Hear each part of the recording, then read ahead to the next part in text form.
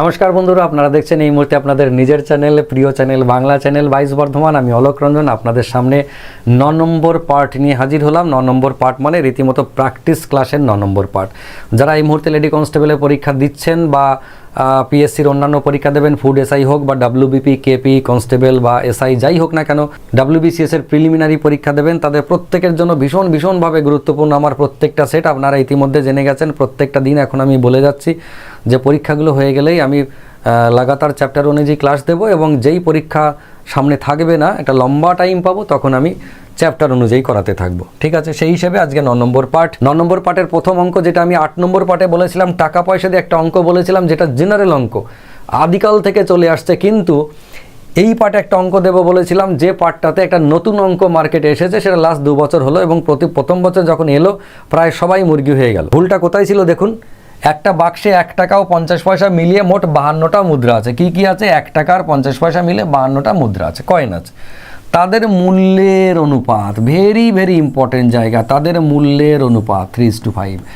প্রথম কথা হচ্ছে, এটা কয়েনের অনুপাত নয়। কয়েনের অনুপাত হলে একরকম, মূল্যের অনুপাত হলে আরেক রকম।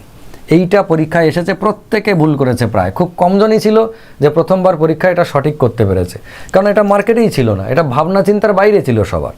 ঠিক আছে, তাহলে কোন প্রকার মুদ্রা কটা করে আছে খেয়াল করুন। দেখুন, প্রথমে আমাদেরকে যে কাজ করতে হবে সেটা হচ্ছে 1 টাকার কয়েন আছে আর 50 পয়সার কয়েন আছে। 1 টাকার কয়েন কটা জানি না, কিন্তু এটুকু জানি যে তাদের মূল্যের অনুপাত 3:5। এই মূল্যের অনুপাত কথাটার মানে হচ্ছে রেজাল্ট 1 টাকার কয়েন আছে 3 টাকা আর 50 পয়সার কয়েন আছে 5 টাকা, এটা আছে 5 টাকা। এইটি হচ্ছে মূল্যের অনুপাত, মানে ওটা আমাকে রেজাল্টে লিখতে হবে, কয়েন বার করে নিতে হবে। কীরকম? 1 টাকার কয়েন যদি 3 টাকা হয়, তাহলে টোটাল নিশ্চয়ই 3 পিস ছিল। এটা তো আমাদেরকে কাউকে বলে দেওয়া লাগবে না, আমরা নিজেরাই জানি যে কোনটায় কতটুকু হয়। তাহলে 1 টাকার কয়েন যদি 3 টাকা হতে হয়, তাহলে এটা 3 পিস ছিল। 50 পয়সার কয়েন যদি 5 টাকা হতে হয়, তাহলে নিশ্চয়ই এটা 10 পিস ছিল। ব্যাস, এইটি আমাকে বার করতে হলো। তার মানে প্রতি 13টা কয়েন, 10 আর 3 13টা কয়েন মিলে কত টাকা হয়? 3 আর 5 8 টাকা হয়। বোঝা গেল? তাহলে আমার যেটা বার করতে হলো সেটা হচ্ছে কয়েন আছে কোন অনুপাতে? 3:5, 3:10 অনুপাতে। এটুকুই আমার অঙ্ক। ব্যাস, এটা করলাম মানে আমার অঙ্ক হয়েই গেল। কীরকম? টোটাল কয়েন ছিল কটা? টোটাল কয়েন ছিল 52টা। তাহলে তার 13 ভাগের মধ্যে 3 ভাগ হচ্ছে 1 টাকার কয়েন, আর ওই 52টার 13 ভাগের মধ্যে 10 ভাগ হচ্ছে 50 পয়সার কয়েন। এবার 4 13 52, 4 3 12টা, তার মানে 12টা হচ্ছে 1 টাকা, আর এদিকে 4 13 52, 4 10 40, 40টা হচ্ছে 50 পয়সা। উত্তর হয়ে গেল। 12টা 1 টাকার কয়েন আর 40টা হচ্ছে 50 পয়সার কয়েন। কোন প্রকার মুদ্রা কয়টি আছে? 1 টাকা হচ্ছে 12টা আর 50 পয়সা হচ্ছে 40। নেক্সট, খুব সুন্দর অঙ্ক। 6টা পেনের মধ্যে প্রথম 5টার গড় মূল্য 12 টাকা এবং শেষ 5টার গড় মূল্য 16 টাকা। কীরকম দেখুন, 1টা 2টো 3টে 4টে 5টা 6টা পেন। এই 6টা পেনের মধ্যে বলছে প্রথম 5টার একটা গড় মূল্য আছে কত? প্রথম 5টার গড় মূল্য 12, তাহলে টোটাল কত? 5 12 60, এটা হচ্ছে টোটাল দাম। আর একটা কি বলেছে? শেষের দিক থেকে যে 5টা রয়েছে সেটা কোনটা? সেটা হচ্ছে এইরকম, শেষের দিকের এই 5টা। সেই 5টা কত করে? সেই 5টা হচ্ছে 16 করে। তাহলে 16 × 5, 5 16 কত? 5 16 হচ্ছে 80 টাকা। তাহলে প্রথম টিমটার টোটাল 60 টাকা, দ্বিতীয় টিমটার টোটাল 80 টাকা। এইবার ভাবুন, এই টাকার ফারাকটা কেন হলো? ফারাকটার কারণ কেন হলো এবং কাদের জন্য হলো? নিশ্চয়ই দামের ফারাক আছে, তাই ফারাক হয়েছে টোটালের মধ্যে। এবারে কাদের জন্য হয়েছে? অ্যাটলিস্ট 2 3 4 আর 5 এই পেনগুলোর জন্য নয়। কেননা 2 3 4 5 এই পেনটা এই দলেও আছে, এই পেনটা ওই দলেও আছে, তো ওদের দাম তো একই। ওই দলেও যা দাম দিয়েছে, এই দলেও তাই দাম দিয়েছে। তাহলে এই যে ডিফারেন্সটা হলো কেন? এই যে 20 টাকার যে পার্থক্য হলো, এটা কেন হলো? সেটা হচ্ছে এই প্রথম পেনটা আর একটা হচ্ছে এই লাস্টের পেনটা, এদের জন্য ফারাকটা। এদের দামের ফারাক হচ্ছে 20 টাকা। তাহলে কে বেশি কে কম বুঝবো কি করে? সেকেন্ড টিম তো টোটালে বেশি, তার মানে লাস্টের পেনটার দাম 20 টাকা বেশি। তার মানে প্রথমটার যা দাম, লাস্টের পেনটা 20 টাকা দাম বেশি। কিন্তু কোনটার কত দাম সেটা আমরা জানি না, এখনও পর্যন্ত আমাদের পক্ষে জানা সম্ভব নয়। এই যে ক্লুটা যদি না দেয়, তাহলে আমরা পেনের দাম আর বার করতে পারবো না। কিন্তু কোনটার কত দামের ফারাক এমন, এবং এটাও পরীক্ষায় আসে, এই লাস্টের ক্লুটা না বলে দেয় প্রথম পেনটা এবং লাস্টের পেনটা, ষষ্ঠ পেনের দামের অন্তর কত। তো বলবেন 20 টাকা। বা এমন পরে প্রথম পেনটা ষষ্ঠ পেনের থেকে কত টাকা কম দাম, 20 টাকা। ষষ্ঠ পেনটা প্রথম পেনের থেকে কত টাকা দাম বেশি, 20 টাকা, সব 20 টাকা। কিন্তু এক্স্যাক্টলি কত টাকা দাম লাস্টের পেনটা? প্রথম পেনটা 50 টাকা হলে লাস্টের পেনটা 50 + 20, তার মানে 70 টাকা হচ্ছে উত্তর। চলে আসুন পরে। এই অঙ্কগুলো আমি বলেছিলাম যে এই যে কত নিয়মে করা যায়, কল্পনার বাইরে। যত দিন যায় তত নিয়ম বেরোয়, মানে আপনি বসে বসে ভাবলেই প্রচুর নিয়ম পাবেন। এক হচ্ছে একদম ছোটোবেলায় 9টা মেশিন দৈনিক 10 ঘন্টা কাজ করে 24 দিনে একটা কাজ করে, তাহলে 12টা মেশিন দৈনিক 12 ঘন্টা কাজ করলে কত দিনে কাজটা শেষ হবে। এখন বিষয়টা হচ্ছে এই অঙ্ক আমরা ছোটোবেলাতে যে ঐকিক নিয়মে করেছি সেটা করতে পারি। ছোটোবেলায় আমরা ঐকিক নিয়ম কটা ডেটা দিয়ে করতাম? 4টে ডেটা। 10টা লোকে 5 দিনে একটা কাজ করে, তাহলে 7টা লোকে কদিনে করবে? 4টে ডেটা। সেটা এখন বড় হয়ে চাকরির পরীক্ষায় 4টেটা 6টা হয়েছে, 6টা 8টা হয়েছে, 8টা 10টা হয়েছে, এবং কি 12টা ডেটা পর্যন্ত পরীক্ষায় আমি দিয়েছি। আমি নিজে পরীক্ষায় দিয়েছি 12খানা ডেটা। তো আমার ক্ষেত্রে সব জলের মতো সহজ মনে হয়েছে, কারণ আমি নিজস্ব স্টাইলে সমাধান করেছি। এইবার এই অঙ্কটা আপনি ঐকিক নিয়মে করতে পারেন। তারপরে চাকরির পরীক্ষা যারা দিতে আসে তারা M1 D1 T1 W1 দিয়ে করে দিচ্ছে, মানে একেবারে লোক, সময়, দিন, ঘন্টা এই ফর্মুলাতে পাঞ্চ করে দিচ্ছে। কেউ কেউ আরও কী করে, আরও 2-3টে পদ্ধতিতে অ্যাজাম্পশন করে, কেউ অপশন টেস্ট করে, বিভিন্ন রকম। আমি লাস্ট ইউটিউবে যেটা দেখিয়েছি সেটাও দেখাবো, এবং তার থেকে আরও সহজ একটা পদ্ধতি রিসেন্টলি আমি করাচ্ছি ক্লাসে, সেটাও দেখাবো, সেটাও বুঝতে পারবেন। প্রথমত হচ্ছে এই যে 9টা মেশিন দৈনিক 10 ঘন্টা কাজ করে 24 দিনে যে কাজটা করছে, লাস্ট লাইনটা আগে পড়ব। 12টা মেশিন দৈনিক 12 ঘন্টা কাজ করে কত দিনে, এইটা উত্তর চেয়েছে। কত দিনে কাজটা শেষ করবে, যেটা উত্তর চাইবে প্রথম লাইন থেকে আমি সেইটা লিখে নেব। বোঝা গেল? যেটা উত্তর চাইলো প্রথম লাইন থেকে সেইটাকে আমি লিখে নেব। লিখলাম কীরকম? 24 লিখলাম। কারণ হচ্ছে আমার দিন বেরোবে উত্তর, 24 দিন প্রথম লাইন থেকে লিখলাম, কারণ আলটিমেটলি দিনই বেরোবে উত্তর, দিন চেয়েছে। এবার কি করব, প্রথম লাইনে যারা যারা আছে প্রত্যেকে একে ট্রান্সফার করব। কি রকম? 9টা মেশিনের যদি 24 দিন লাগে, তাহলে একটা মেশিনের কত দিন লাগবে? এই যে সম্পর্ক, সরল সম্পর্ক হোক বা ব্যস্ত সম্পর্ক, আমরা নিজেরা প্রত্যেকে বুঝি। অঙ্ক কোনোদিন করে থাকি বা না থাকি, এটা বুঝি লোক বেশি কাজে লাগালে কম দিনে কাজটা শেষ হবে, বা বেশি লোক লাগালে বেশি বেশি কাজ হবে, কম লোক লাগালে কম কম কাজ হবে। এই যে কার সাথে কার সরল সম্পর্ক, কার সাথে কার ব্যস্ত সম্পর্ক, কে কার সাথে উল্টো, এগুলো কিন্তু আমাদের বলে দেওয়া লাগে না। আমরা কম বেশি কোনোদিন ছাই অঙ্ক করেছি আর না করেছি এমনিই বুঝি আমরা। সেই জন্য আমি এখন যে পদ্ধতিটা দেখাবো এটা তাদের জন্য খুবই ফ্রুটফুল হবে এবং বোধগম্য হবে। সেটা কীরকম দেখুন, 9টা মেশিনে যদি 24 দিন লেগে থাকে, তাহলে একটা মেশিন যদি কাজে লাগায় তাহলে কম দিন লাগবে না বেশি দিন লাগবে? তাহলে 9টার বদলে এখন একটা মেশিন কাজ করবে, তাহলে দিন তো বেশি লাগবেই। তো বেশি যদি লাগে কি করব, 9 দিয়ে গুণ করে দিলাম, কারণ বেশি হলে গুণ করতে হয়, ব্যাস। তারপরে দেখুন, প্রতিদিন যদি 10 ঘন্টা করে কাজ করি তাহলে যত দিন লাগে, আমি যদি প্রতিদিন 1 ঘন্টা করে কাজ করি তাহলে নিশ্চয়ই আরও বেশি দিন লাগবে সময়, তাহলে ওই 10টাও কী করব, গুণ করে দিলাম। প্রথম লাইনের কাজ শেষ। দেখুন, খুব বেশি হলে 2 সেকেন্ড 4 সেকেন্ডে আমার প্রথম লাইনে কাজ শেষ।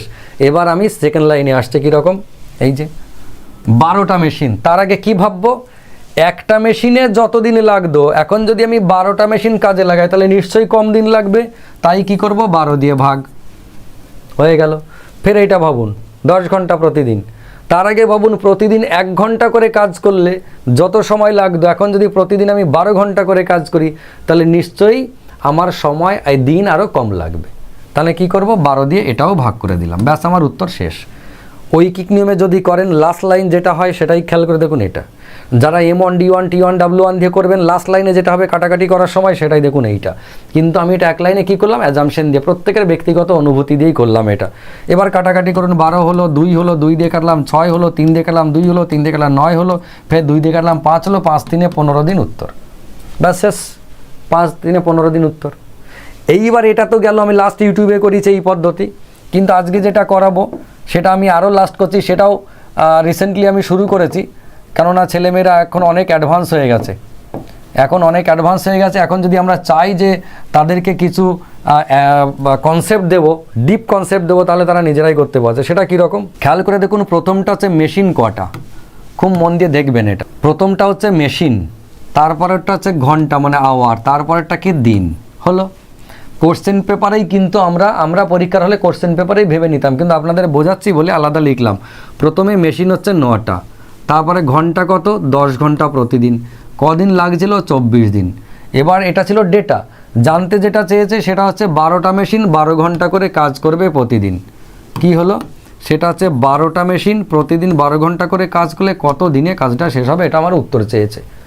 এবার আপনি কীরকমভাবে করবেন দেখুন। কাকে কাকে পরিবর্তন করব, আমি প্রথমে এই ডেটাটাকে নিচ্ছি, তার সঙ্গে এটাকে ভাবছি। যখন 9টা মেশিন ছিল তখন 24 দিন লাগতো। খেয়াল করবেন কিন্তু, খুব মন দিয়ে শুনবেন। যখন 9টা মেশিন ছিল তখন 24 দিন লাগতো। এখন 12টা মেশিন হয়েছে, তাহলে মেশিন কীরকম বেড়েছে দেখুন, 3 ভাগের 4 ভাগ মেশিন হয়েছে। তো মেশিন যদি বাড়ে দিন নিশ্চয়ই কম লাগে। তাহলে মেশিন আগে 9টা ছিল, এখন 12টা লাগিয়েছি, মানে 3 ভাগের 4 ভাগ হয়েছে। তাহলে দিনটা 4 ভাগের 3 ভাগ হয়ে যাবে, কমে যাবে।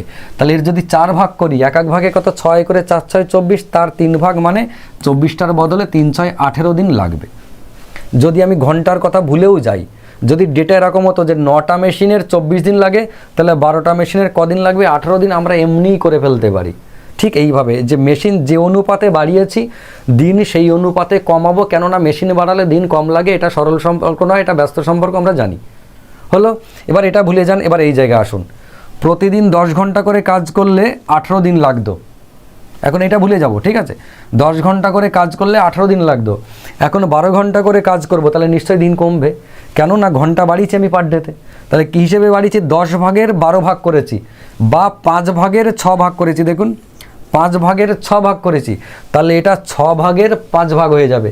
একে যদি 6 দিয়ে ভাগ করি, 3 6 18, 3 করে পেলাম, তার 5 গুণ মানে 5 3 15 হচ্ছে উত্তর আলটিমেটলি। ব্যাস দেখুন, এটাও 15, এটাও 15। এবার আমরা কোশ্চেন পেপারে করে দিতে পারি। আপনিও 2-4 বার যখন এটা প্র্যাকটিস করবেন, দেখবেন আপনিও কোশ্চেন পেপারেই করে দিচ্ছেন, আপনার একদম অন্য কোথাও যাওয়াই লাগছে না। না M1D1, না আপনার অন্য কোনো ফর্মুলা, না ঐকিক নিয়ম, না হচ্ছে এই নিয়ম, কোনো কিচ্ছু না, একদম অ্যাজাম্পশন করে। তারপর যদি এটা সুন্দর ডেটা পেয়ে যান, একে অপরের সাথে শুধু হাফ ডবল 3 গুণ 4 গুণ হচ্ছে, তাহলে একটা ঝপাঝপ সব চেঞ্জ হয়ে যাবে, একদম সময় লাগবে। নেক্সট দেখুন, এই অঙ্কটা ইউটিউবে কোনো একজন দিয়েছিলেন, নামটা আমার মনে নেই। এই অঙ্কটা আমাদের একজন স্টাফ দেখে আমাকে দিয়েছে এটা করানোর জন্য। সেটা হচ্ছে পারুল মুদ্রিত মূল্যের ওপরে 29% ছাড়ে একটা মেশিন বিক্রি করে, যেটা মুদ্রিত মূল্য মানে হচ্ছে প্রিন্টিং প্রাইস, যেটা লেখা ছিল ওই প্রোডাক্টটার গায়ে লেখা ছিল। খুব সুন্দর অঙ্ক, আমার বেশ ভালো লেগেছে, ওই জন্য আমি আপনাদের জন্য প্র্যাকটিস সেটে নিয়ে এসেছি। সেটা কি হচ্ছে, পারুল মুদ্রিত মূল্যের ওপরে 29% ছাড় দিয়ে 42,600 টাকা একটা জিনিস বিক্রি করেছে। মানে জিনিসটা সেলিং প্রাইস হচ্ছে 42,600 টাকা, এটা কনফার্ম। সেটা কি করেছে, যেটা প্রিন্টিং প্রাইস ছিল তাতে 29% ছাড় দিয়েছে। তাহলে যদি ছাড় না দিত, একটা গল্প ছিল, দাম আরও বেশি ছিল, দিয়ে কি হয়েছে, ওই দামে বিক্রি করার পরেও ওই ভদ্রলোকের মানে পারুলের 6.5% লাভও হয়েছে। তার মানে ওটা নিশ্চয়ই কেনা দাম না, যেটা বিক্রি করেছে ওটা নিশ্চয়ই কেনা দাম নয়, ওটাই বিক্রি করে তার লাভও হয়েছে, তার মানে কেনা দাম ওর থেকেও কম। এবার কোশ্চেনটা খুব মজার, পারুল যদি কোনো রকম ছাড় না দিত তাহলে তার লাভ কত হতো, মানে যেটা হচ্ছে এমআরপিতেই বিক্রি করছে, বোঝা গেল। তাহলে আপনাকে দুটি জিনিস বার করতে হবে, একটা হচ্ছে তার মার্কেট প্রাইস কত, মানে প্রিন্টিং প্রাইস বা মার্কেট প্রাইস যেটাকে বলে পিপি, প্রিন্টিং প্রাইস বা মুদ্রিত মূল্য বা মার্কেট প্রাইস, আর তার কস্ট প্রাইস কত। কস্ট প্রাইস কত মার্কেট প্রাইসে যখন বিক্রি করবে, এই মার্কেট প্রাইসে যখন সেলিং প্রাইস হয়ে যাবে তখন কত লাভ হচ্ছে দেখব। এবার ভাবুন 42,600 টাকায় বিক্রি করে, 42,600 টাকায় বিক্রি করে যদি 6.5% প্রফিট হয়, তাহলে এ নিশ্চয়ই 100.5% সঙ্গে সমান। তাই 100.5 দিয়ে ওকে ভাগ করলাম, 1% মান পেলাম, 100 দিয়ে গুণ করে দিলাম, ব্যাস কেনা দাম পেলাম কত, 40,000। এটাকে কাটাকাটি করবেন, 40,000 টাকা হবে। তার মানে ওর কেনা দাম হচ্ছে 40,000, 42,600 টাকায় বিক্রি করছিল বলে 6.5% লাভ হচ্ছিল, এর 6.5% করে দেখুন 2,600 টাকা হবে, বোঝা গেল। আবার এইখানে কি মার্কেট প্রাইস কি করে, ওই 42,600 টাকায় ও যে বিক্রি করেছিল সেটা হচ্ছে মার্কেট প্রাইসের ওপরে 29% ছাড় দেওয়ার পরে ছিল এইটা। তার মানে এই ভদ্রলোক এই যেইটা, এ বাস্তবে কিন্তু 71%, 29% ছাড় দিয়েছি মানে 71%-এ বেচেছি। তাহলে একে 71 দিয়ে ভাগ করে যখন আমি 100 দিয়ে গুণ করব, তখন মার্কেট প্রাইস কত পাবো, 60,000 টাকা।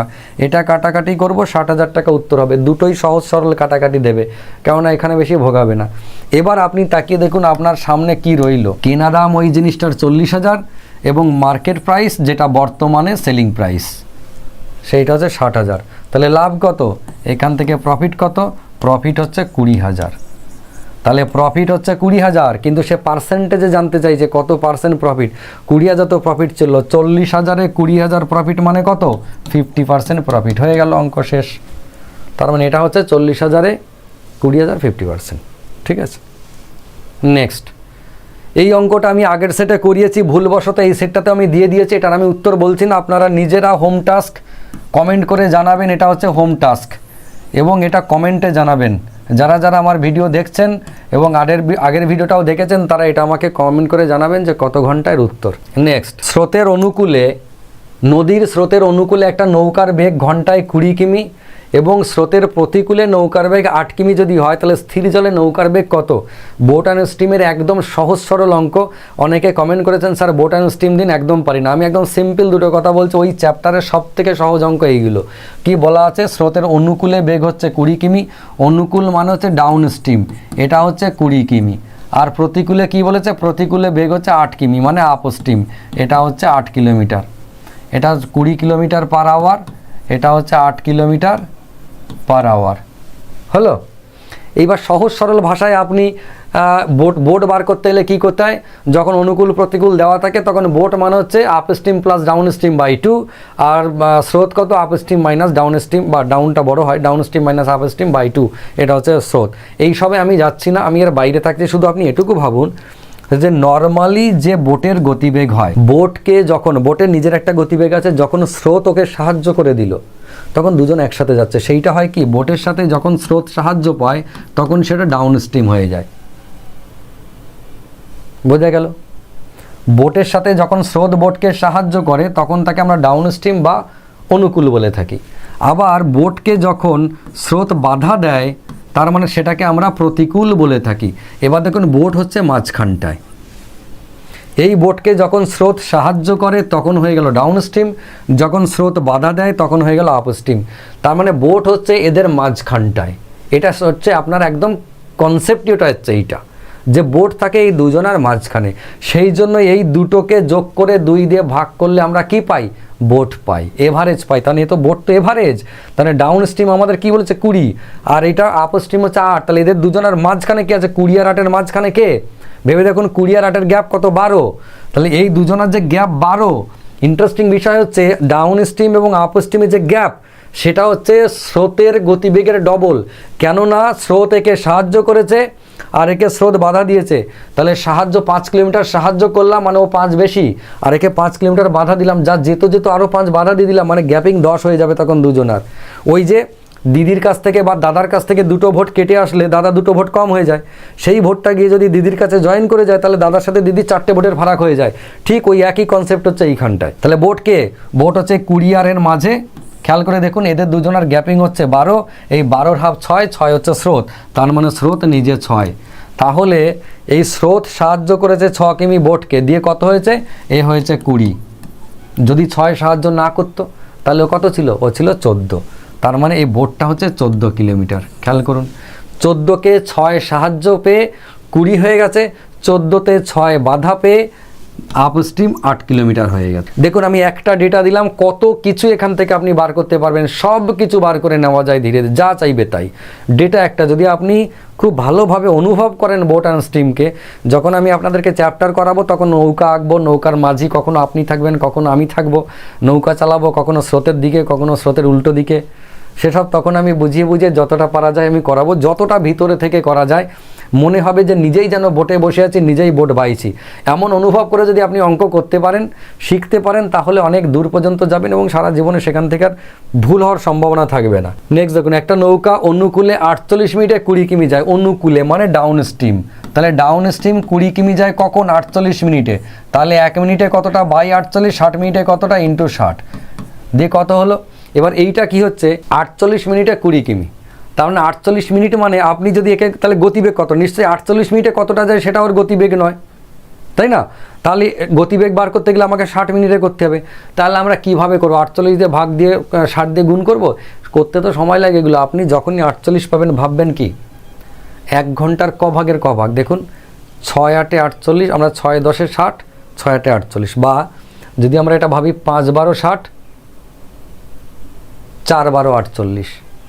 তার মানে 1 ঘন্টার যদি আমি 5 ভাগে ভাগ করি 1 ঘন্টাকে যদি আমি 5 ভাগে ভাগ করি তাহলে 12 মিনিট করে পড়ে, সেই 12 মিনিটকে যদি 4 দিয়ে গুণ করি 48 হয়। তার মানে 1 ঘন্টার 5 ভাগের 4 ভাগ হচ্ছে 48, 4 ভাগ হচ্ছে 48। তাহলে আমরা 20কে 4 দিয়ে ভাগ করে যদি 5 দিয়ে গুণ করি তাহলে আমরা গতিবেগ পাই। তাহলে এর 4 ভাগ মানে 4 5 20, 5 দিয়ে যদি গুণ করি তাহলে 5 5 25, তাহলে 25 কিলোমিটার পার আওয়ার। এটা হচ্ছে আমার কি, এটা ডাউন স্ট্রিম। আর কি বলেছে, স্রোতের বেগ হচ্ছে 5 কিমি, মানে স্রোত হচ্ছে 5 কিলোমিটার পার আওয়ার। এবার ভাবুন আমি অনুকূল পেলাম, অনুকূল কিভাবে তৈরি হয়, বোটকে স্রোত সাহায্য করে। এটা মানে কি, এটা মানে হচ্ছে বোট প্লাস হচ্ছে স্রোত। এটা আপনাকে প্রতিদিন ভাবতে ভাবতে যেতে হবে। অনুকূল মানে বোটকে স্রোত সাহায্য করেছে। এবার দেখুন স্রোত কত, স্রোত হচ্ছে 5 কিমি। তার মানে স্রোত যদি একে সাহায্য না করতো 5 কিমি বার করে দিন, তাহলে বোট কত, বোট নিজে হচ্ছে 20 কিমি। তাহলে জানতে কি চেয়েছে, প্রতি ঘন্টা হলে স্থির জলে নৌকার বেগ কত, নৌকার বেগ হচ্ছে 20 কিলোমিটার পার আওয়ার। হয়ে গেল সুন্দর। যদি আপনি অনুভব করতে পারেন তাহলে খুব ভালো কথা। আজকের সেটে আর অঙ্ক নেই। কেমন লাগলো জানি না, আলটিমেটলি একদম শেষ পর্যন্ত যারা দেখলেন তারা অবশ্যই জানাতে পারবেন কেমন লাগলো। আমি আশা করব আপনাদের ক্লাসগুলো কেমন লাগছে সেটা অবশ্যই জানাবেন। যদি কোনো জিনিসটা খারাপ লেগে থাকে সেটাও জানাবেন। যদি আপনার মনে হয় এই জিনিসটা এরকম করে বললে ভালো হতো বা এরকম করে বলার জন্য খারাপ হলো, যদি কোনো সাজেশন দেওয়ার থাকে তাহলে অবশ্যই সাজেশন দেবেন। আমি পরের ভিডিওতে আমার যা ভুল ভ্রান্তি থাকবে সেগুলো সব শুধরে নিয়ে আগামী দিনে আপনাদের সামনে আসব। আগামীকাল আমি নতুন একটা পার্ট নিয়ে আপনাদের সামনে আবার হাজির হব। ততক্ষণ সবাই ভালো থাকুন, সুস্থ থাকুন, সুন্দর থাকুন এবং দেখতে থাকুন আপনাদের নিজের চ্যানেল, প্রিয় চ্যানেল 22 বর্ধমান। নমস্কার।